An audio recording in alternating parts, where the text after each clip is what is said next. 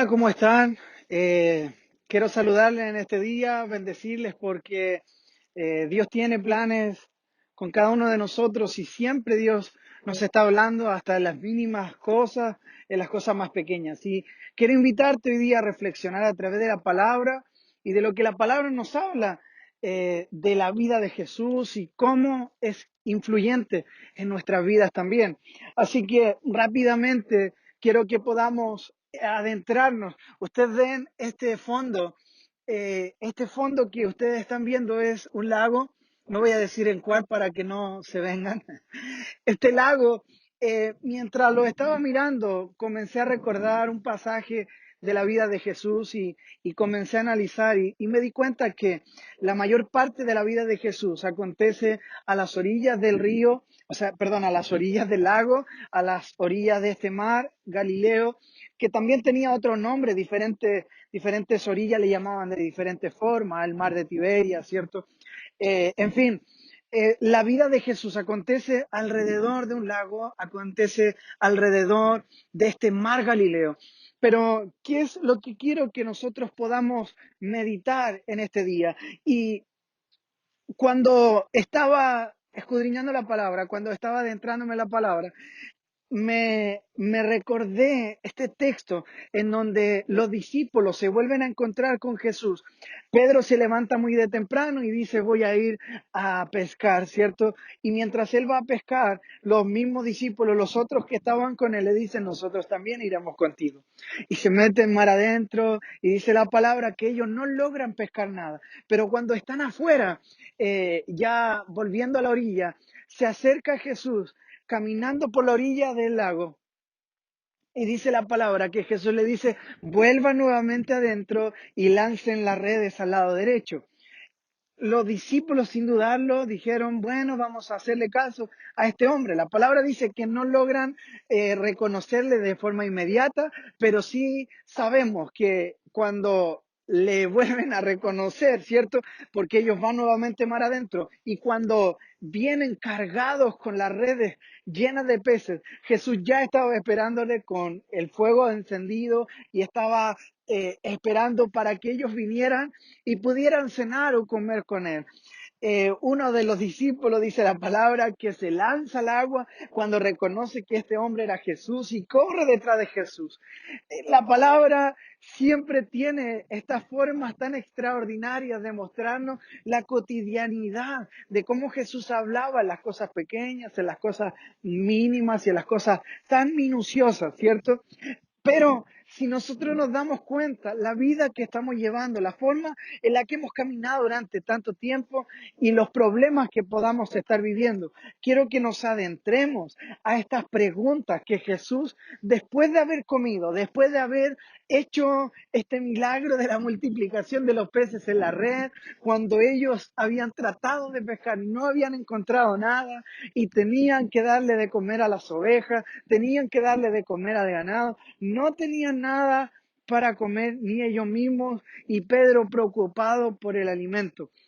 Es algo cotidiano, es algo que sucede día a día, el preocuparse por la comida, el preocuparse por lo que es nuestro, ¿cierto?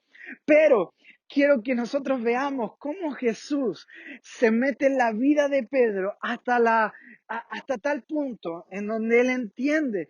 Jesús logra mostrarle a Pedro cuál iba a ser incluso la forma en la que él iba a morir.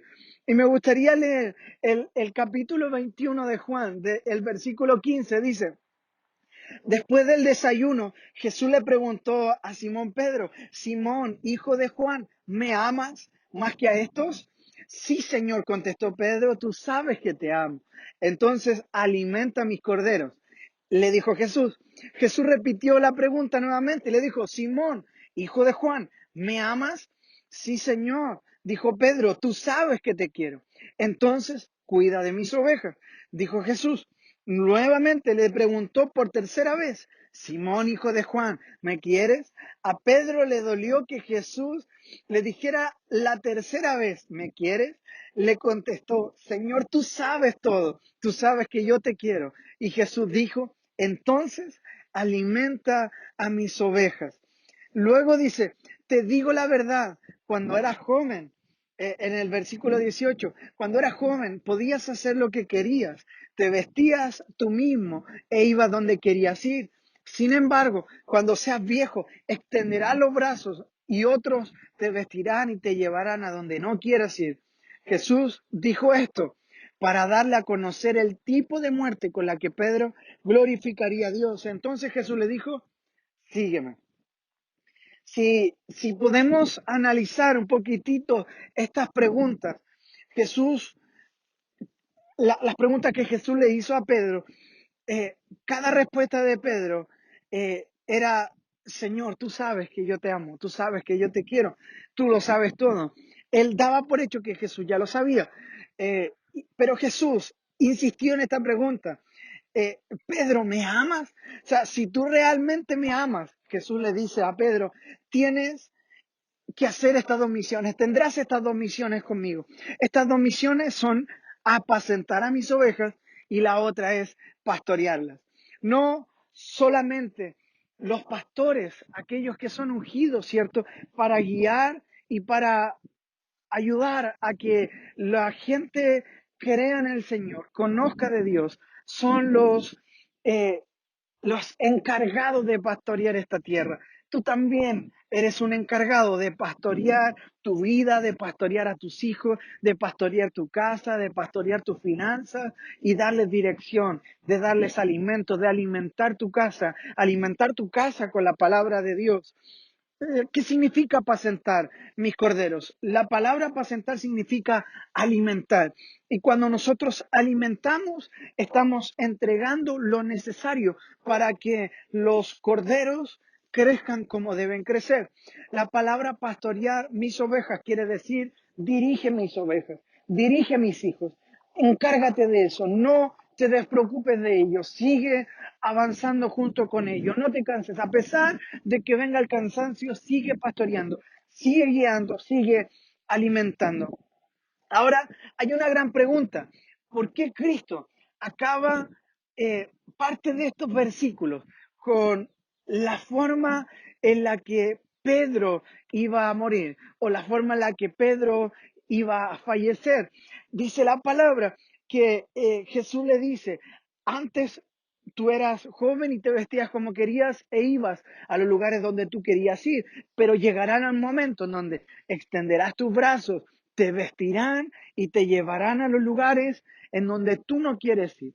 Si vamos a la historia de Pedro, la muerte de Pedro fue muerte de cruz, con sus brazos extendidos. Jesús no le estaba diciendo, tú vas a ser crucificado. Lo que Jesús le estaba diciendo es que en algún momento tendrás que extender tus brazos para glorificar mi nombre. ¿Por qué Jesús no se guardó el tiempo de la muerte de Pedro para que todos nosotros no tuviéramos un spoiler de la vida de Pedro? Jesús le hace spoiler a la vida de Pedro. Pedro, ya no tienes alternativa, tendrás que glorificar mi vida, tendrás que glorificar mi nombre, a pesar de la muerte que tú tendrás. ¿Por qué Jesús hace esto? ¿Por qué Jesús no nos ahorra el sufrimiento? ¿Por qué Jesús no le dijo, Pedro, mira, sigue sirviéndome y no te preocupes de tu muerte? Podría haber sido mucho más diferente el que Jesús le hubiera dicho, sirve, sirve, sirve y sirve y no te preocupes de lo demás porque no vas a sufrir. Al contrario, Jesús no quiere ahorrarnos nuestro tiempo de sufrimiento, no quiere ahorrarnos nuestros tiempos de dolor, Él no quiere ahorrar, Él quiere que nosotros entendamos que lo que padecemos, lo que sufrimos, lo que lloramos, es parte del camino del ser hijo de Dios, es parte del cumplimiento de sus promesas, es parte de que tú entiendas de que Dios te ha llamado para mayores cosas. Cuando entendemos esto, cuando entendemos lo que Jesús le está diciendo a Pedro, entendemos también en nuestra propia vida que Dios nos ha llamado para mayores cosas, para cosas más grandes de las que hemos visto con nuestros ojos naturales. A lo mejor tu familia logró tener una empresa, a lo mejor tu familia tiene territorios, tiene tierras, pero tú no solamente obtendrás esa herencia, sino que Dios te ha llamado para multiplicar la herencia. Así el milagro que estaba aconteciendo en las redes de Pedro era una multiplicación. Lo que Jesús quería decirle a Pedro es que, mira, mientras más tú pienses que estás solo, mientras más tú pienses que te falte, más multiplicaré mi gracia sobre ti. Y esto es tan tremendo porque Dios nos muestra a través de estas cosas tan pequeñas y cotidianas de que Él no nos dejará, de que Él no nos soltará, de que Él está con nosotros, de que Él no nos fallará, de que Él no nos dejará solos y que Él avanzará junto con nosotros a pesar de la dificultad, a pesar de que el mar no me entregue el producto que yo necesito, a pesar si el lago no me está entregando los peces que yo he estado buscando para poder alimentar a mi familia. Si la vida te ha estado golpeando este último tiempo, si el enemigo se ha venido con todo contigo, recuerda a Job, él se postró y adoró, él no hizo otra cosa, él se postró y adoró, se postró y adoró, a pesar de que había perdido territorios, a pesar de que había perdido sus bienes, a pesar de que había perdido familia, él se postró y adoró y no negó al Señor. Yo no sé qué es lo que te está golpeando hoy día, pero así como este vasto lago que tenemos adelante, también quiero decirte que es vasta la gracia que está sobre ti. Y la palabra lo dice, bástate de mi gracia, bástate en mí. Nada es más importante que lo que yo pueda entregarte, que lo que yo pueda darte. Entonces, cuando nos vemos este lago, puedo ver la inmensidad de las promesas que Dios tiene. A lo mejor son lagos pequeños, a lo mejor el mar de Galilea se podían ver todas sus orillas, pero quiero entender una cosa, aun cuando se vea pequeño, lo que alberga ese lugar es multiplicación para tu vida y el tiempo de dificultad que estás viviendo vendrá una multiplicación de la gracia sobre tu casa, vendrá una multiplicación de la gloria de Dios sobre tu familia. Dios está llamando tu casa, Dios está llamando a tu familia, Dios está llamando a tus hijos, Dios les está llamando porque Él quiere tener un encuentro con sus hijos y Él quiere tener encuentros para que el reino de Dios se ensanche, se engrandezca a nuestro alrededor. Los milagros que Jesús hizo, los milagros que Dios hizo, son milagros eternos. No son milagros que ya no van a suceder, milagros que ya no van a acontecer, son milagros multiplicados. Si Él lo hizo de una forma, Él lo hará nuevamente sobre tu vida, sobre mi vida. No debemos cansarnos a lo que estamos viviendo. No debes rendirte a lo que a lo que te ha tocado vivir. Desde ahí Dios te está mostrando que es necesario que tú le sirvas. Es necesario que tú corras detrás de Él.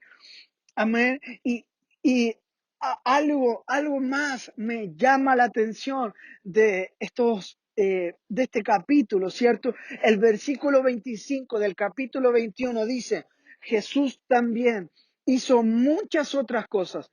Si todos se pusieran por escrito, supongo que el mundo entero no podría contener los libros que se escribirían. Esa esa interrogante de las cosas que hizo Jesús es la interrogante que tú debes responder. ¿Sabe cómo vas a responder esta interrogante? El vivir tú los milagros que Jesús hizo y que no se escribieron. Tú eres el cumplimiento de lo que Jesús hizo, pero que no se escribió. Los milagros que acontecieron que no están escritos, eres tú.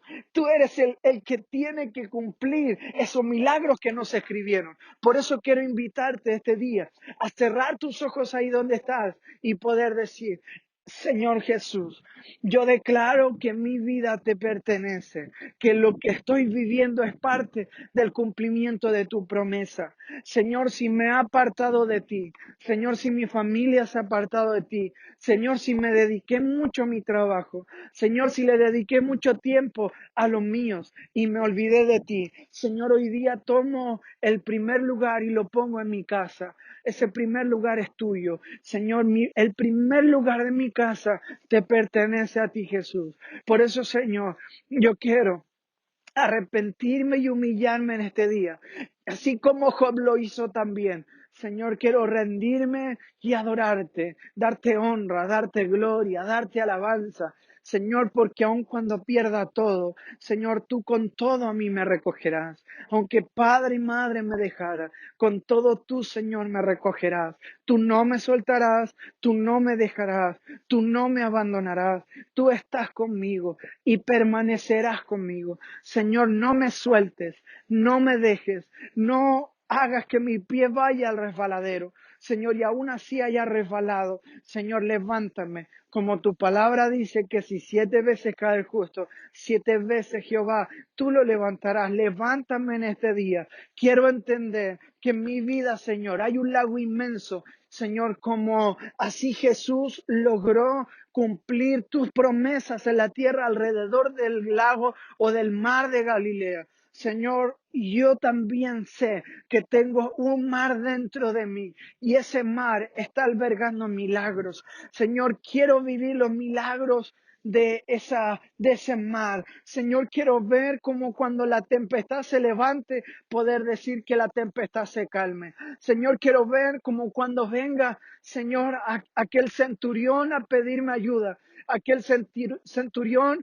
a decir que solamente diciendo la palabra el milagro sucederá. Señor, quiero ver cómo muchos corren a tu presencia y como el mar de Galilea, las orillas de ese mar, Señor, pudieron ver la multiplicación de los panes y los peces, la multiplicación de los peces en la red de Pedro. Señor, la multiplicación de la fe de Pedro dentro del agua, pidiéndole a Jesús ir donde él estaba. Señor, yo quiero engrandecer la fe y quiero invitarte a ti que me estás viendo a que pueda decir, Señor, engrandece mi fe, haz crecer mi fe. Sé, Señor, que tú me has llamado para grandes cosas, no para cosas pequeñas. Tú me has llamado para pastorear mi casa, no para pastorear a aquellos que no creen en ti. Señor, ayúdame a posicionarme en el lugar que tú has destinado, que yo debo estar parado. Señor, ayúdame a creer en que tú me has traído